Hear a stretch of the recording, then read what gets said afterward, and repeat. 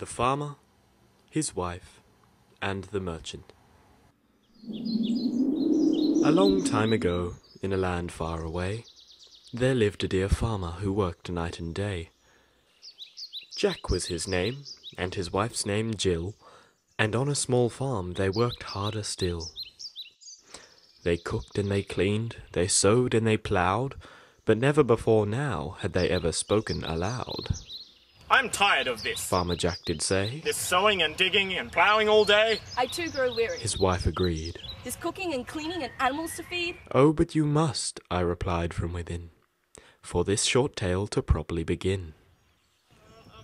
Upon a fair morn, in the young days of spring, on the road came a traveller. Queer songs he did sing.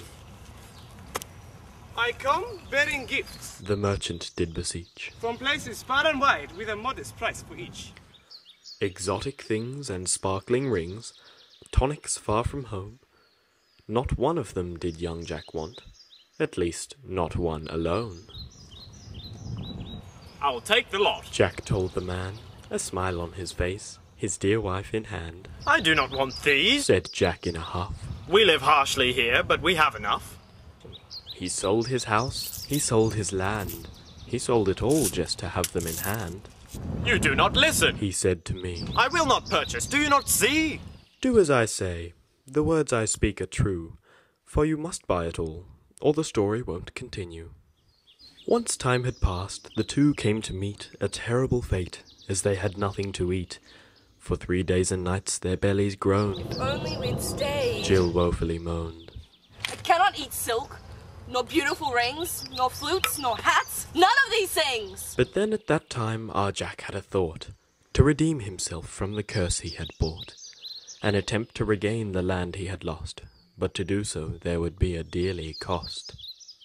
"I shall make him an offer to end this strife." Though he did not mention then, including his wife. "Never on earth would I dream to comply. Jack firmly said, I would rather die." "Do this, I say, and you both soon will dine. You'll just have to trust that 'twill all turn out fine."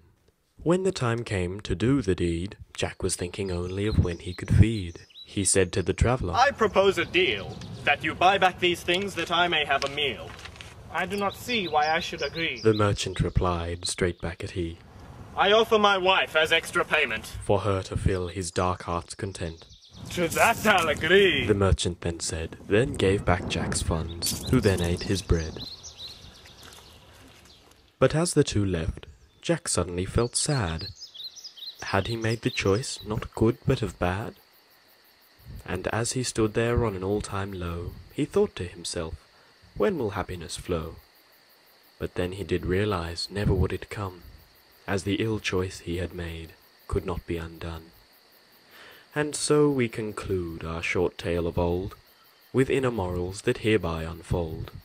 In material things place not your trust, instead in family place it you must. To these bad things a message you should send, to turn your back on them. The end. "I do not like this ending. Jack said. Could not the story end happily instead?" I'm afraid not, I said back to he, as the story is told and told only by me. "Turn back the page, I beg of you now." I simply replied, no way, no how. "Then I shall do so myself." Jack bravely said, not happy with how the story was read. Wait, what are you doing? Stop this right now. The structure of this would never allow... Upon a fair morn, in the young days of spring, Stop it right there, say not one more thing. Jack shooed away the traveller with pitchfork in hand, so that he'd return once again to his foreign land. And so now, as you sit there in laughter, our nice little tale ends happily ever after. The end.